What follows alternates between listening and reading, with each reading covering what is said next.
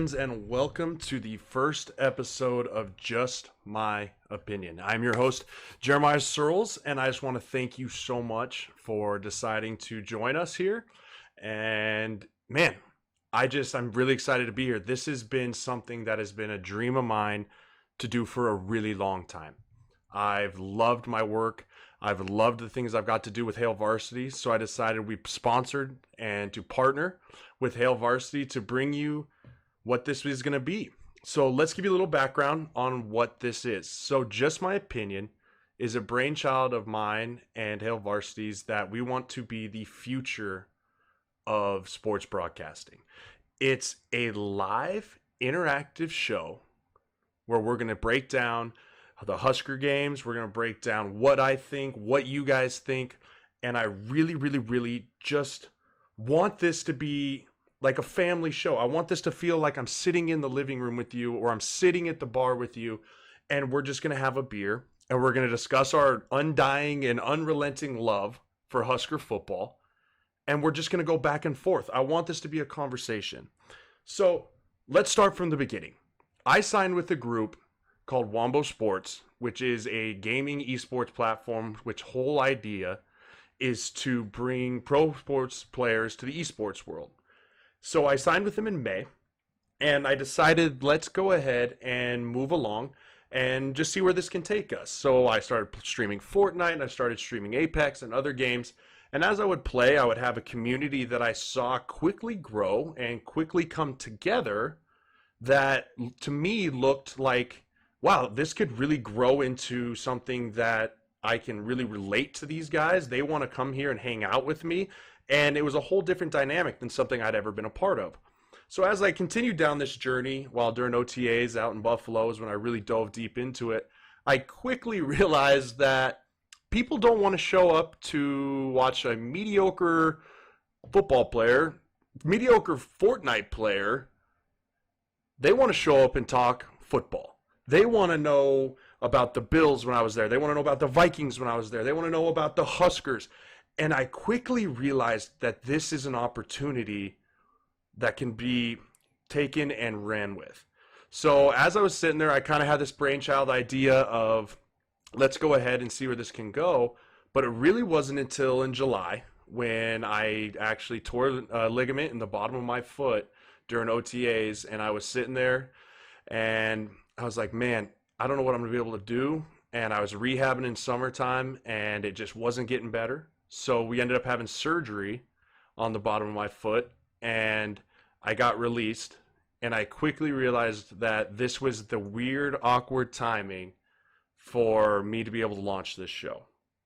So with no further ado, we decided that it's time to launch.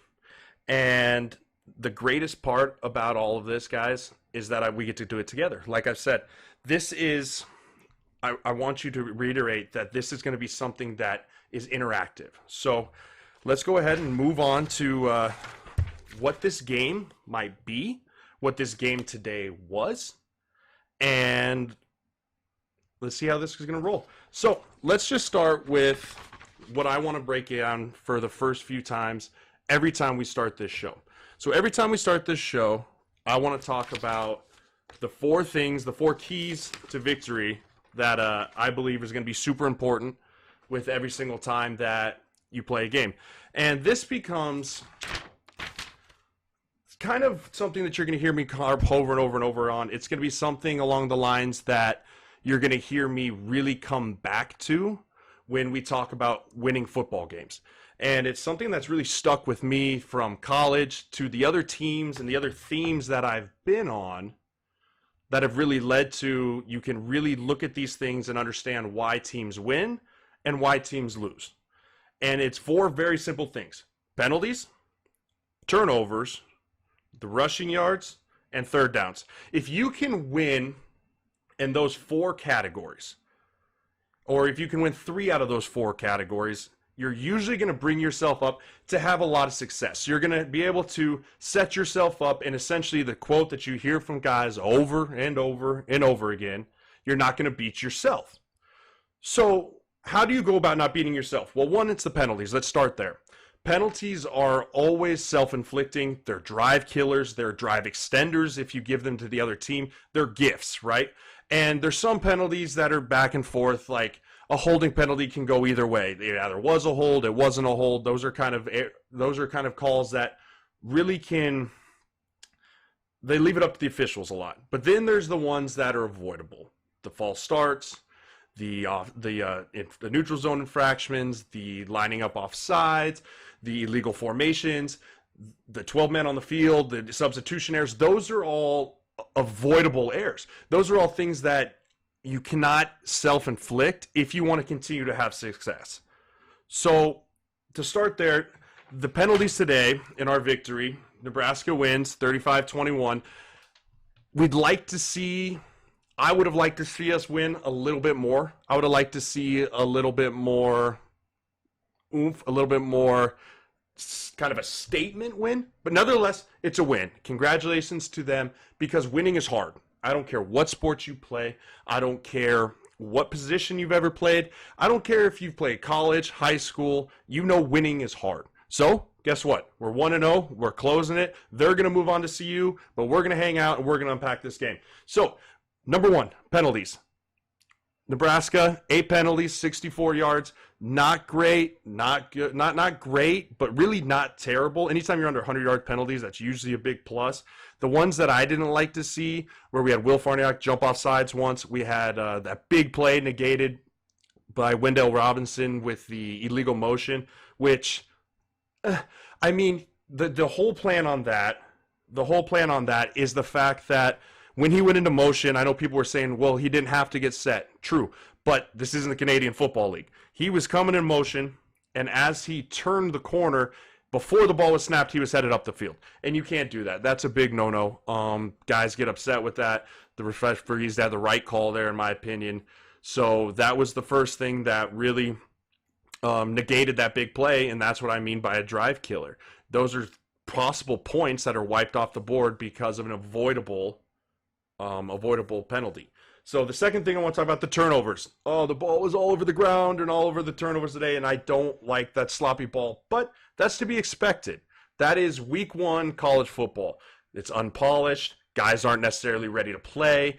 They're just kind of feeling their way out, which, if you guys remember last year, we didn't have that game. We didn't have that game to get these kinks out. So the sky is not falling. The penalties, so far the turnovers, those aren't going to kill us in the long run. They didn't kill us today, but if we get them fixed and we can make a jump, we're going to be just fine. But the great thing is on the other side of the ball, we took the ball away 5 times. If you can take the ball away from the other team 5 times, your win percentage is going to be in the 90 percentile. I mean, those dudes were all over the floor. The Blackshirts were lights out today. I love to see it. I loved the energy. And they just decided to take the ball away with sack fumbles, interceptions, and that's a huge point of emphasis. I guarantee you in that defensive room, it is all about the ball, all about the ball, all about the ball. So that was a huge plus. If we can take away the turnovers on our side and keep the ball and continue to get the turnovers, it's a recipe for success. It's a great time that those guys are going to be able to go out there and get the ball to our offense, which I have no doubt is going to be able to just get better and better and better over the next weeks to be peak form when they're running into Big Ten play. So that's the turnovers part. Now here's where I personally, as an offensive lineman, am sad. The rushing yards. The rushing yards today were not where they have to be. There's no way around it. They have to be better. The rushing yards have to be what they need to be. The rushing yards cannot be back and forth, 100 yards, not 100 yards. They need to be very, very much Nebraska running away with it if we want to be consistent in Big Ten play, and we want to be consistent with our wins. So let's look at the rushing yards for today. We had Southern Alabama, 44 attempts for 83 yards. Nebraska, 44 attempts for 98 yards. So same amount of attempts, but not having 100 yards rushing is really just unacceptable. There's no way around it. It is, if you're going to be a Power 5 offense, you have to be able to rush the ball effectively. And especially in the Big Ten. The Big Ten is a running league. There's no way around it. You look at Iowa, you look at Wisconsin, you look at Ohio State, they all are going to run the ball. So today, having 98 yards rushing, yes, that big snap, which we'll get into in a little bit, did not help. That's a big loss on the rush yards. But the great thing is there's only up from here. That's the only way that you can do it. You can just continue to work up. You continue to get better. And those rushing yards have to go up. On the flip side, we held it under 100 yards. That's big time. When you hold other teams under 100 yards, it makes them one-dimensional. When you make a team one-dimensional, it really allows your defensive coordinator to get creative with his pressures. It allows him to get creative with his pass rush schemes. And I think we saw a little bit of that today. We got to see the corner pressure with the sack fumble. We got to see a safety pressure with a sack. It puts a lot of pressure on an offense when you become one-dimensional. So we need to make sure we flip the script on our offense. We start rushing the ball, and we don't become that one-dimensional, just throw it team. And on the other side, the defensive side, keep doing what you're doing, guys. It was awesome. The last point that I want to talk about, third downs. Both sides of the ball, critical parts of the game. Third downs on offense, you convert, leads to points. 3 and outs on defense, get off the field, get the ball back to your offense. It's really big. So today, we held Southern Alabama to 7 of 17 on third down, which is pretty good. 6 of 15 for Nebraska. Not what you're looking for, but I think a lot of times the problem with that was we put ourselves behind the 8 ball on offense. There was definitely times that we struggled because we were in 3rd and long, 3rd and 8, 3rd and 10, and those are things that you just can't overcome a lot. Negative plays, bad snaps, and you have to be able to flip that script, and you have to be able to get ahead of the chain so that you're doing more 3rd and manageables, 3rd and 3s, 3rd and 4s, 3rd and 5s, because when you have that option, it's going to just be so much easier on your quarterback, who, let's not forget, guys, Adrian Martinez is a fantastic talent. He's a great talent. He's going to be a great talent for us for the next 3 years. Hopefully he can stay healthy and the whole bit. But I don't care who you are. If you're a second-year quarterback, 19 years old, you can't put that guy in positions of 3rd and 10, 3rd and 9, and have it be all on his shoulders. That comes from first down and second down success. Flip it around. Let's talk about defense. They did a really nice job on first and second down, which led to the higher success on thirds down. And that's because, obviously, they held them to under yards rushing. If you're only getting +1, +2 while you're rushing the ball, that puts you in 3rd and 8, 3rd and 9, maybe in 3rd and 10. And to help that, you become the pass rush machine, which I think we can become with the blitzes and the things that we have.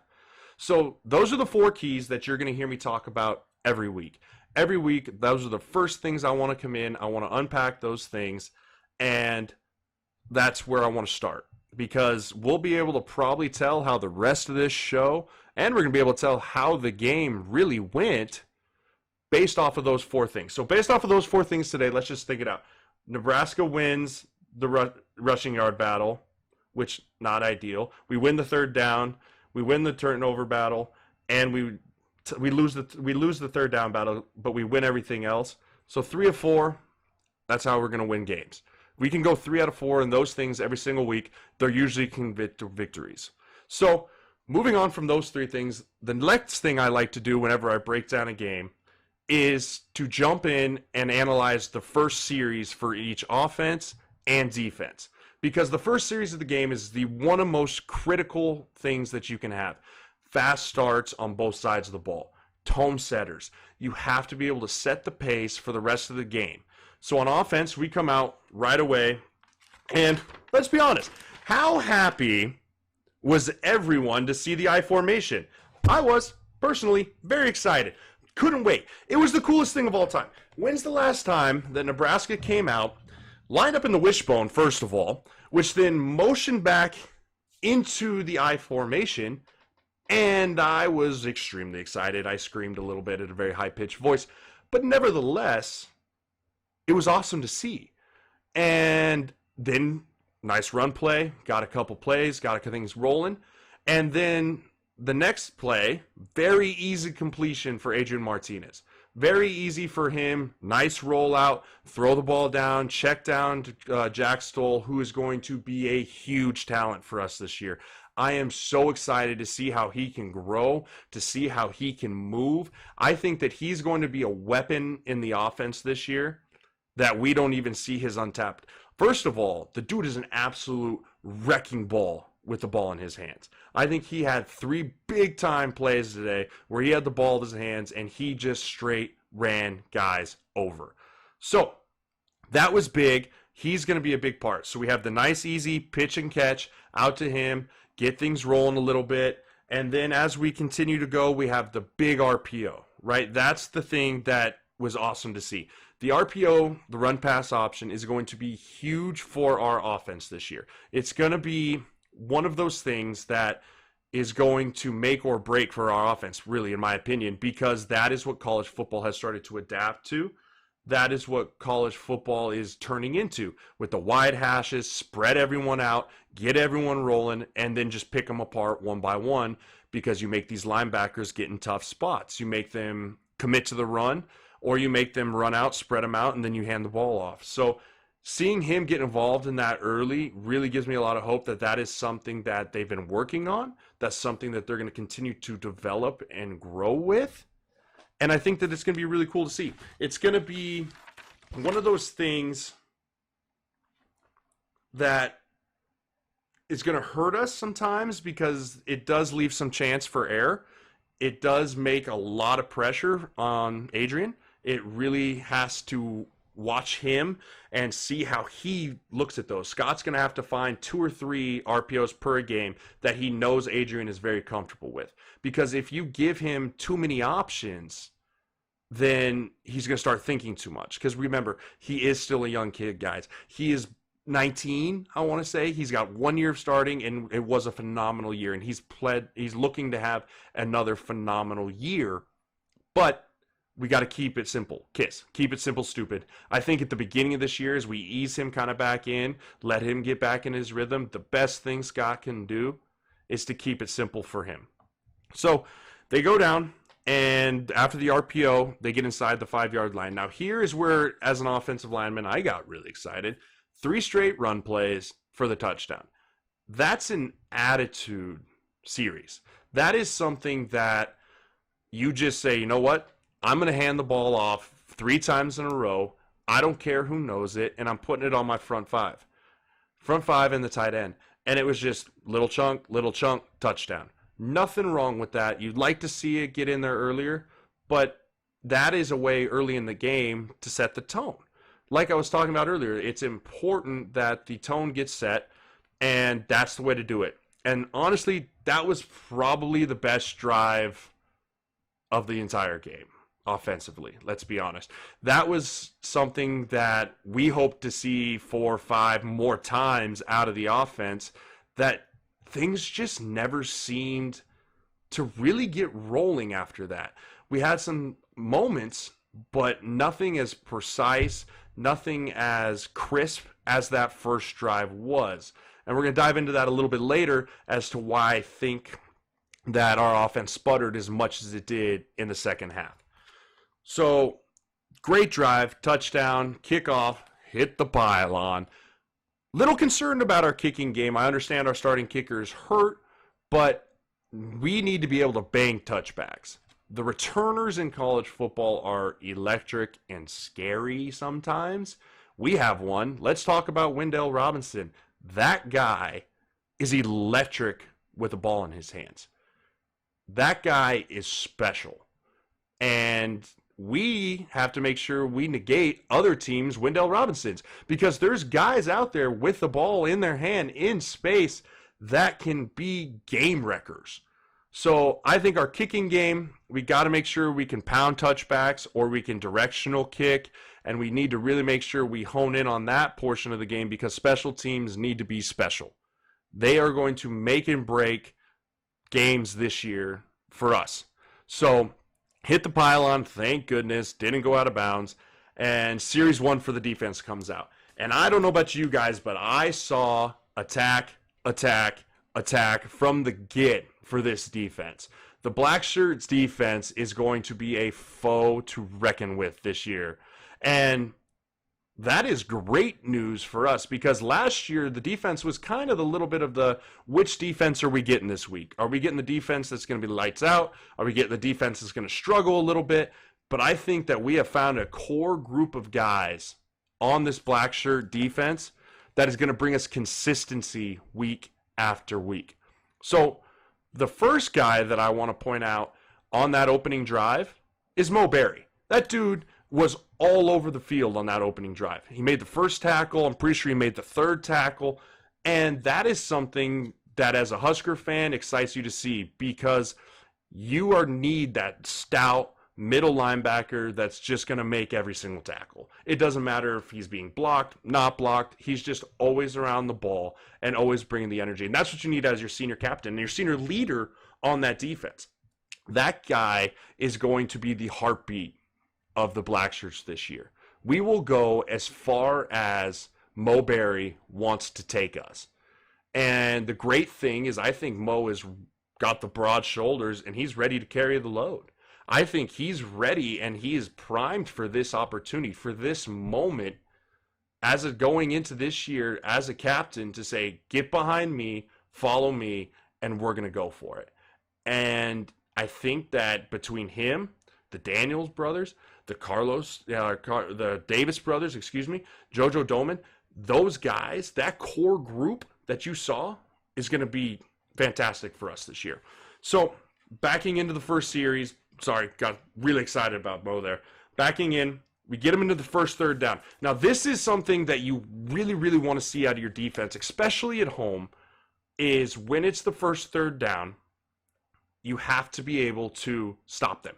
You have to force the team to go 3 and out. You have to make sure that they know the crowd's into it, the crowd's pumped up, they're in for a long day. And the best way to do that is going 3 and out. So we did great first down, second down, force them to 3rd and 6. Pass shot over the middle, first down. Okay, kind of sucks the air out a little bit. You can kind of feel the building get a little tense, little up, like, ugh. But the next thing, we stop them, boom, boom, boom, third down, and we're out. And boom, off the field, no harm, no foul, and they're punting. So overall, I think the starting for both of these teams, both of these offense and defense had really extremely good starts to the game. And what pains me to say it is I think those were probably two of our better series complementary.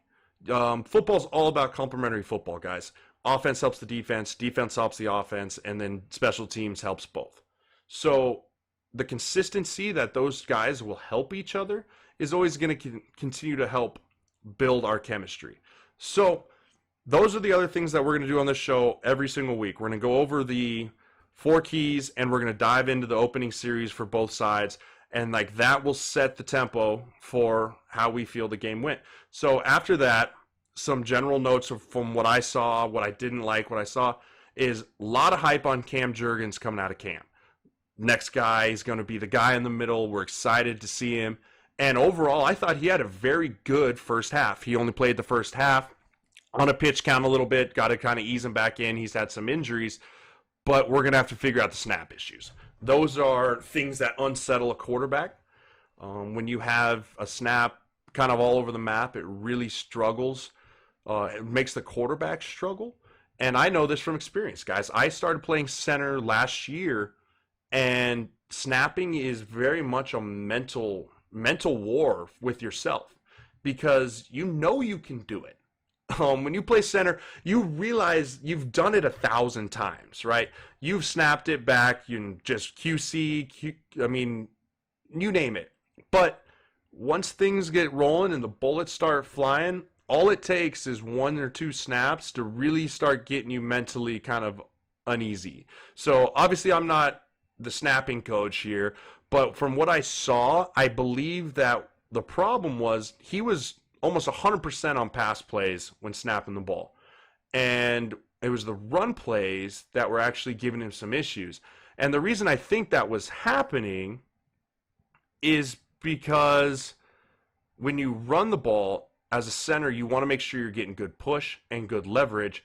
So you actually rotate forward on the ball and put a little pressure on the ball, which then puts the nose of the ball up when you hike it and can shoot it high, because that's where all the snaps are going. The snaps were going high, causing Adrian to have to jump, move, kind of make acrobatic plays back there, versus when you're pass setting, you're on your heels a little bit. You're setting back. Your first movement isn't forward, explosive into someone. Your first movement's back up off the ball. So it allows you to move the ball back. You kind of sit back with the ball, nose up, which then makes a nice spiral right to the chest. So I think it's a super easy fix. I don't think it's time to sound the alarm.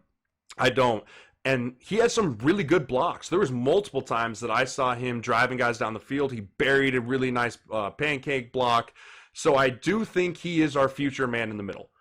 I'm excited to see what he can do for a full game. I think it's smart easing him back into it. He's had some issues with injuries. So you don't want to load him too fast and lose him for the rest of the year, especially in games like today where you get these backup players who might play a very key role in the future, very meaningful snaps. I mean, the little Farniak came in and I thought played pretty well in the second half. He struggled at times, but overall, great snaps, great execution, and it was really nice to see him have that ability. So that was good. Other notes, like I mentioned earlier, man, Wendell Robinson, he is going to be electric for us. I don't know if I've seen a guy move like he has in a really long time, especially as a true freshman. Coach Frost did have a little comment at the end of the game that he needs to get in a little better shape, but I think that's because they want to give him the ball over and over and over again. I mean, every time that guy had the ball in his hands, it had that hold your breath feeling of he could go the distance. And it reminds me a lot of Amir. It reminds me a lot of Amir Abdullah, where he can just do so many things and he's so electric that you just want to find ways to get him the football. And whether that's fly sweeps, whether that's little screens, whether that's slant routes, I mean, quick routes that give him the ability to make a guy miss. And I think that we're going to see that over and over and over again this year. It's going to be a big theme is Wendell Robinson. The other thing is we need to see more J.D. Spielman. We need to see him come in and really take over for Stanley Morgan. And I know they're very different. Trust me, guys. I understand they're different types of receivers. Stanley, big body, going to go up, make the big contested catches. And JD, smaller guy, more of a slot guy. But he needs to be Adrian's go-to guy. He needs to say, it's 3rd and 8. I'm getting open. And Adrian knows I'm getting open. And the ball's coming to me.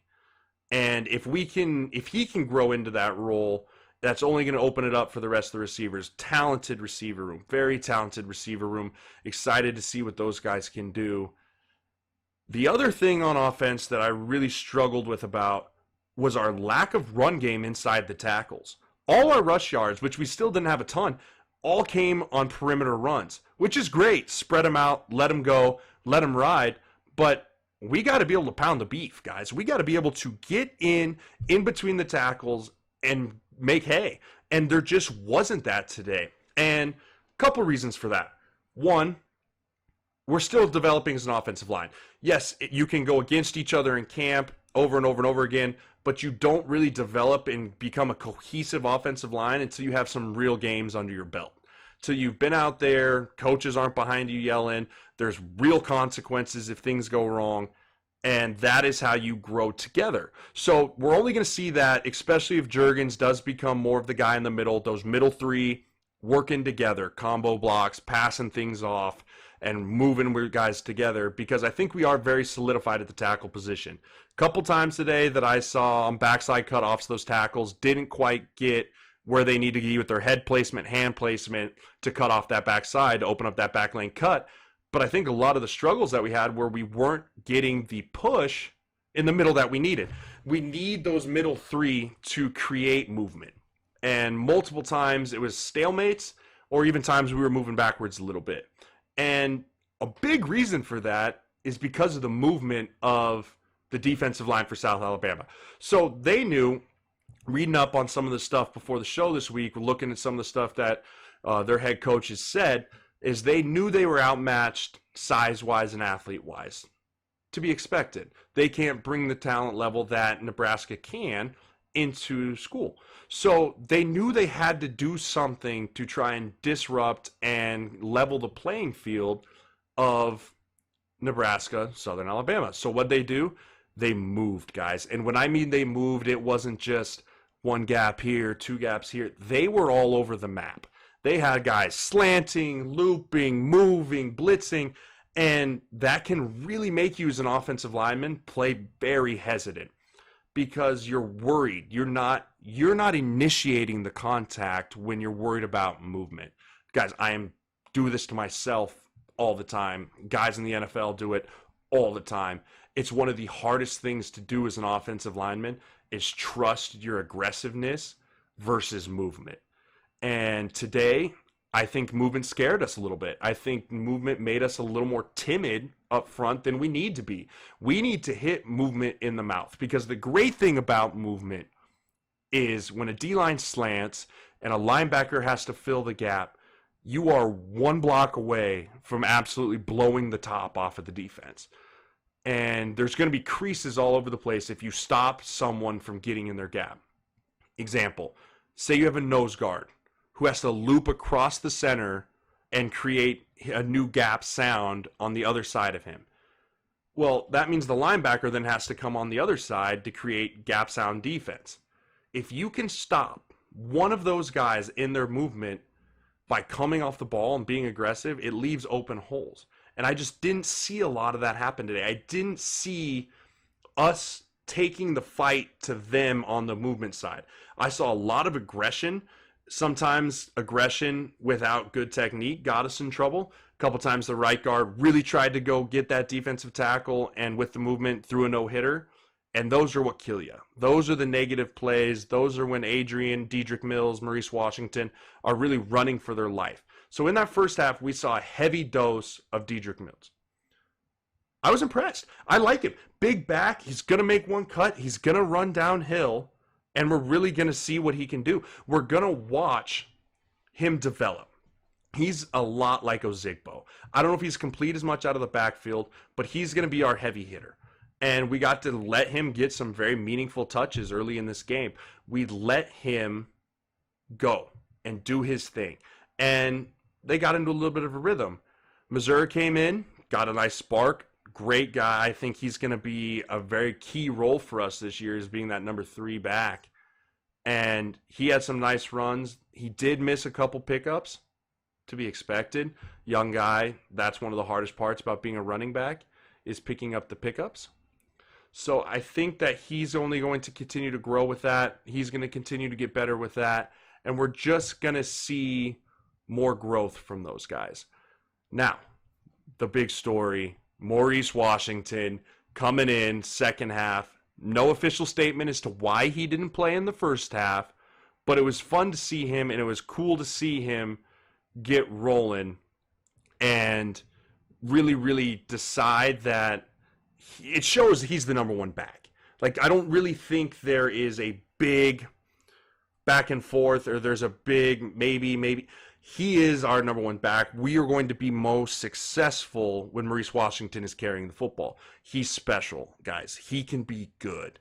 And no, off the field stuff is what it is. We'll continue to watch that, but that's not important. What's important is what he can do for us on Saturdays right now, and the rest of that's going to find itself. He had some really nice in-between tackle runs, and he can take it outside as well. He's our most complete back. So the more we can work him in, I think not having him the first half kind of accumulated as to why we didn't have the rushing yards that we needed to. But the ability to see him move on is really exciting.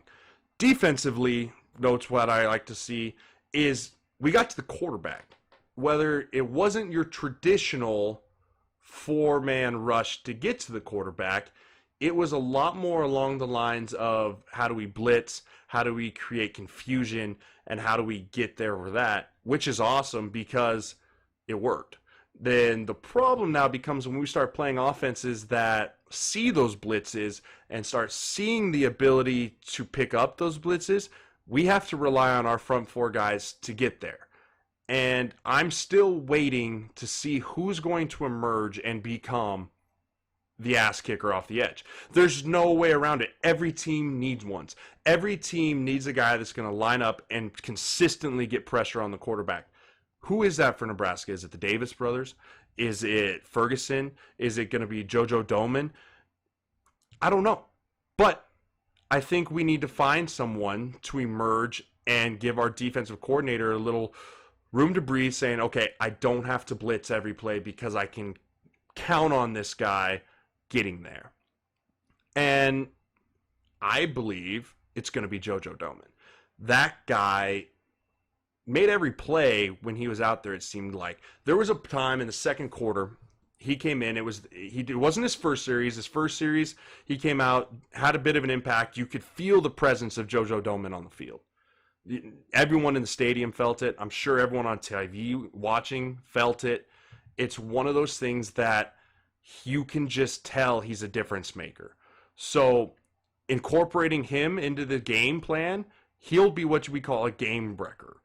Guys will, on the other side, are going to have to account for him. They're going to have to game plan for JoJo Domann, which is only going to free up the other guys, Mo Berry. They're going to free up those linebackers to really go and make plays. I mean, the series I'm talking about is he made all three plays in a row. He had a tackle for a loss, he had a huge hit on a fly sweep, and he had a drop pick. I mean, what more do you want for a guy besides maybe pick the ball and take it and score? But I thought overall he was our best defensive player today. And he didn't get a lot of snaps. Don't know if he's on a pitch count. Not entirely sure how or why they did that with him. But nevertheless, he's out there. He's looked healthy. He looks great. And I'm excited to see him continue to develop because he is going to be the difference maker. Mo Berry's the heartbeat, right? We talked about that. He's the leader, no question. The difference maker is going to be JoJo Domann. That guy is, there's no doubt about it. In my mind, JoJo Domann rolling with that. So those are kind of the general notes that I watched just from like the first half and looking at it. The second half, it was the tale of two halves. It really was. It was the tale of two halves. It was first half, promising, really exciting.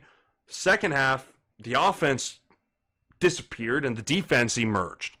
It was weird. It was a weird vibe because you go into halftime, up a touchdown. Okay. You come out of the game and this kind of uneasy feeling seems to get settled with pick six off the get. Love that.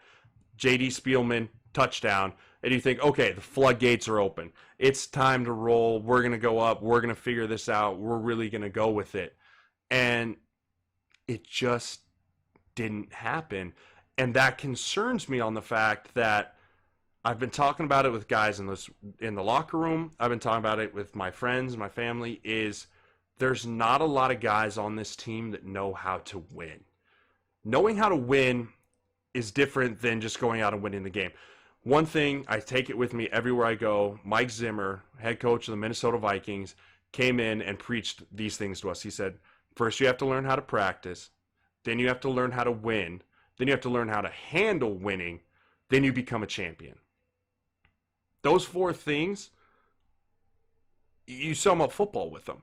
And Coach Frost alluded to it in his post-game interview that he did not feel that the offense had good week of practice. And it showed. But the defense had a great week of practice. He said that they were flying around, high energy, they executed well, and that carried over to the game. So those things are all things that you have to make sure during the week you continue to follow up on. You continue to work your way through because that team the last 2 years has gone 4-8. That's tough because guys are not used to winning. they have to learn how to win and put teams away when the gas pedal's on. And after the start of that second half, couldn't have started better for us. Pick six, touchdown, defense goes back out. And the problem being, the offense didn't touch the field until I believe 6 minutes and 37 seconds left in the third quarter. That is a long time. Now go back with me in the time machine here. 2010, we are playing the Idaho State Vandals. I'll never forget. And we were rolling at halftime. We had a great first half as an offense. Taylor was killing it. Rex was killing it. Roy was killing it. And very similar, we came out and we decided the defense was just going to score, I think, 3 times in a row. And we didn't get the ball back till 5-6 minutes left in the third quarter either. And I remember just feeling, but as an offense, because you lose kind of your rhythm, you lose your mojo after sitting for that long consecutively. And I think that's the biggest problem that happened with our offense is they just lost their rhythm. They lost how they wanted to go about things. And that is because of how good the defense played. So bravo to the defense and the special teams. But I think that was the problem with our offense is guys are going to say, oh, Adrian had this. The biggest problem for me is they didn't get back on the field right away in the second half. And I believe that they're going to be able to flip that.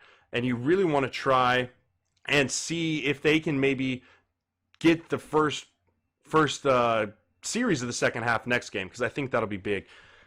Some questions here. Sarah, yes, that was Mike. So the question is, was that Mike Zimmer's quote from 2017? That was. And that was the year we went to the NFC Championship.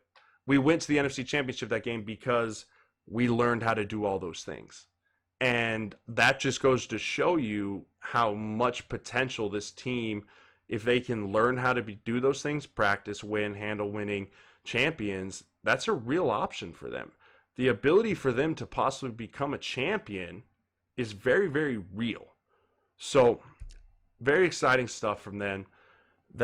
Yes, Mike Zimmer was there. Is just my opinion going to be in NFL football once the season starts?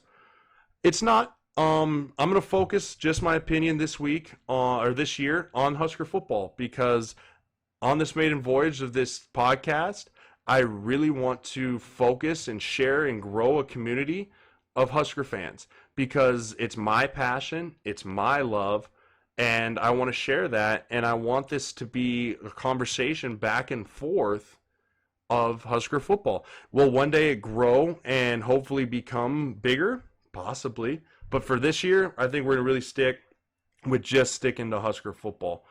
JD and I went to high school together. Forgot he played Nebraska. That's awesome. I'm no football expert, but is this considered air professional players should do? I'm not sure what you're talking about. Lit John Fox there. But let's talk about how the game ended. So the game ended with the defense finishing it off the way it should, not letting them score, getting the ball back to the offense, and play it out. That's going to be very important as we go in through the rest of the season.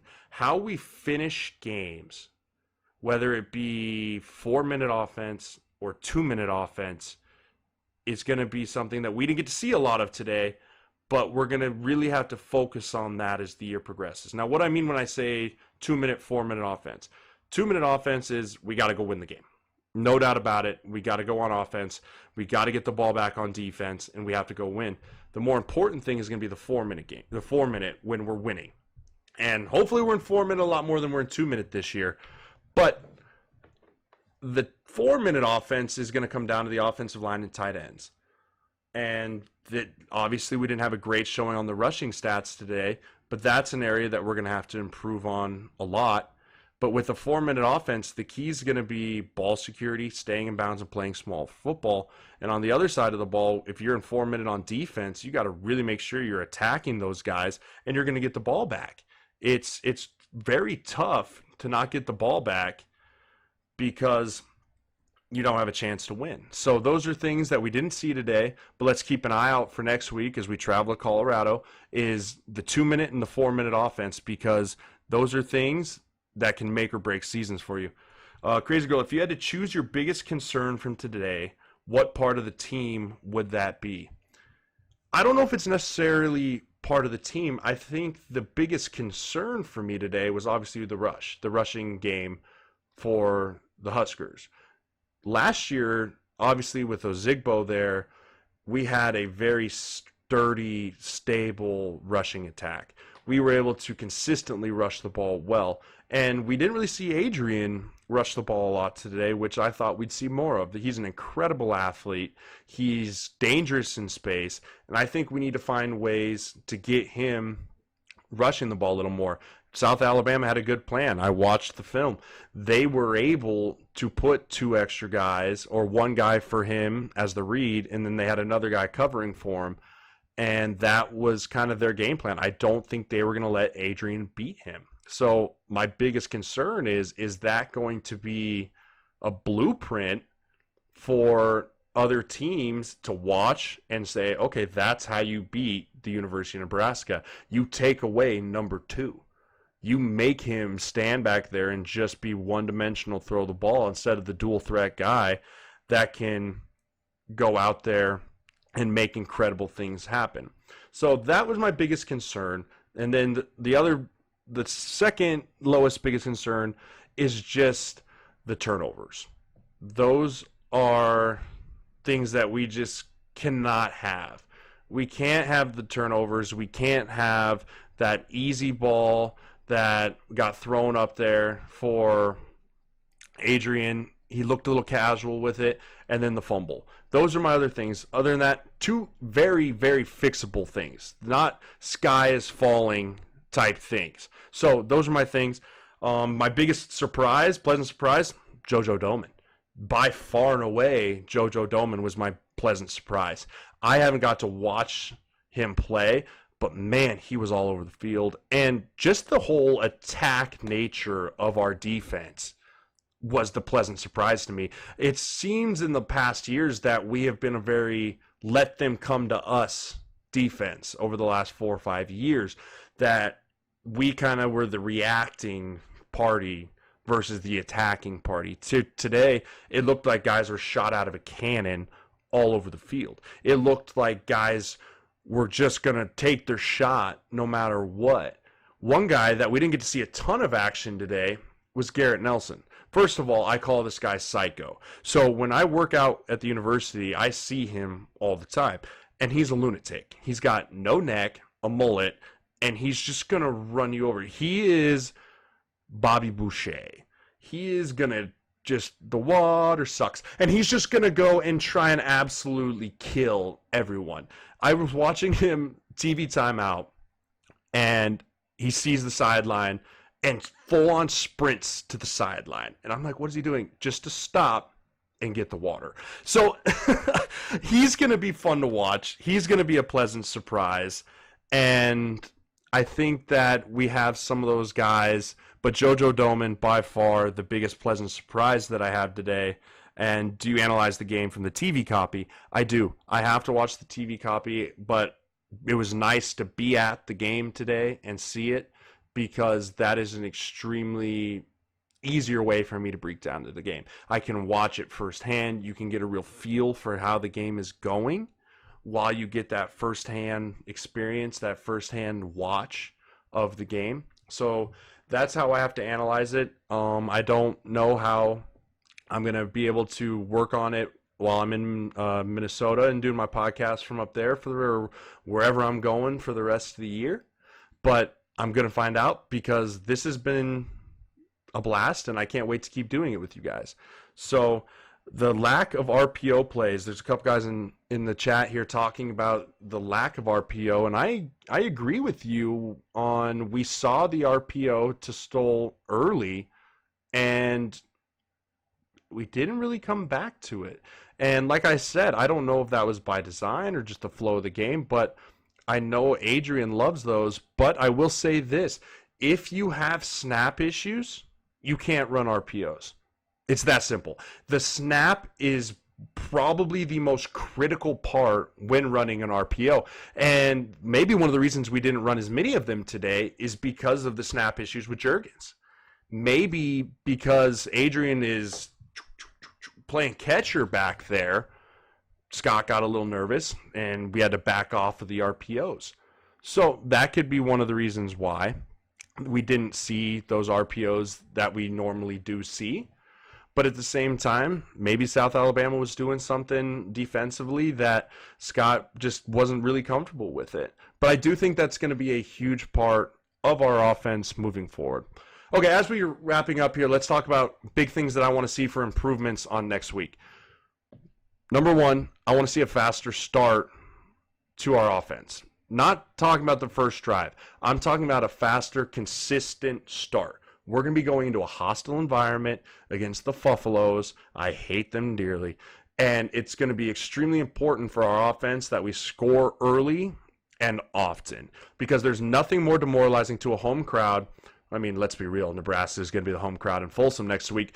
But there's nothing more demoralizing than going and hanging points on the home team. It sucks the life out of a crowd. And it sucks the life out of a defense. So I want to see a faster start in the first half than we saw from our offense. And I want to see them score more points. They need to score as an offense. I'm not talking about the defense and special teams. They need to score 30-plus points on regular basis. They need to be able to go out there and hang 30 to 40 points on anyone because they have the talent to do it. And that's why they have to, in order for us to win games. The other part, the rushing attack. Let's make sure we clean up. No more free runners. There was too many guys standing in the hole waiting to meet the running back, and that's something that Coach Austin, I have no doubt in my mind, will get cleaned up. He will make sure they are ready to roll next week and continue to go out there and run. Defensive side, one thing I want to see improvement on is I want to see us tackle a little bit better. Totally expected in week one. Week one is going to be one of those things that the energy's high, the emotions are high, and sometimes you're just flying too fast. One or two plays today that open space, make the tackle, the play's over. And if we can clean up those tackles, I think they'll be great because the rallying to the ball was incredible. So defensively there, and creating a pass rush without blitzing. Because as we move into conference play, we can't hang our DBs one-on-one very often today. I mean, one example, Mo Berry had a great game, but we sent a blitz down there when they're in the red zone. Mo Berry got left one-on-one with the tight end. Tight end made a good route, and he scored. And we're going to face better athletes. We're going to face guys that we can't leave DBs on islands on one-on-ones all the time. Blitzes are good change-ups, and continue to go there. The other part that I want to see is our kicking game. I want to see a consistent kicking game. I want to see our kicker bang touchbacks, or if it's a directional kick, high hang time, right at the goal line. I know, a lot to ask, and make those field goals. Points are points, guys. That field goal before halftime would have been nice to have. Was it the end of the world this week? No. Is it something that might be a game-deciding factor to come? Yeah, I think it will. So those things are something that I want us to touch on. And lastly, let's go back to the four things. Clean up the penalties, clean up the turnovers, clean up your third down percentage on offense, keep the third down percentage on defense, and continue to rush the ball, and we're going to be just fine. But, guys, we're 1-0. That's all that matters. At the end of the day, no matter how much we try and unpack this, no matter how much we look at it, all the little stats, the non-little stats, at the end of the day, it's about winning. And this team got it done. They got it done right. They loved each other while they did it, which I think is something that is really important about this team. You see how excited they are. First of all, there's like 200 guys on the sideline. Wild. But they all were into the game. They were engaged. You could just feel the energy off them on the sideline. Even things weren't going great. There was guys coming off the field, high energy, patting each other. I mean, that sideline warning we got on the defense was because guys were like pushing out they were so excited for the interception. And you love to see that, because when you rally around a group of guys like that, It's going to be really fun to watch. So as much as we unpacked today, guys, like I said, I'm very, very thankful for you all being here for this first journey and growing with me through this. Again, I've never done this before. It's something new for me. It's new for you guys. It's live. It's on Twitch for the first time ever. But it's the future, guys. And again, thank you for being here. If you missed the show and you're watching it on YouTube, catch the show next week and join the conversation. Let's chat about when we beat the crap out of the Buffaloes, because we got to walk into Folsom and we got to do that. If you're here, I would love if you wouldn't mind dropping a follow on the Twitch channel. It's extremely important to help continue the channel to grow. If you have a Twitch Prime sub available, which is if you have an Amazon Prime account, you can sub to the channel on Twitch for free. So if you have an Amazon Prime, you can click that little purple rectangular button up in the corner of your screen, and you can subscribe to the channel for free, which really helps grow the channel, get more publicity for it, and just continue to bring people to the channel. And lastly, you can follow me on my social medias. You can follow me on Twitter at Sirles71_HSKR. You can follow me on Instagram, Sirles71. And you can go catch the show on my YouTube page, JMO Sirles71. Guys, this has been an absolute blast. This is my first podcast I've ever done. I thank you all so much for being here. I hope you enjoyed it. And again, go Big Red, always. And we'll be back here next week on Just My Opinion. Thank you guys so much. Have a great rest of your week.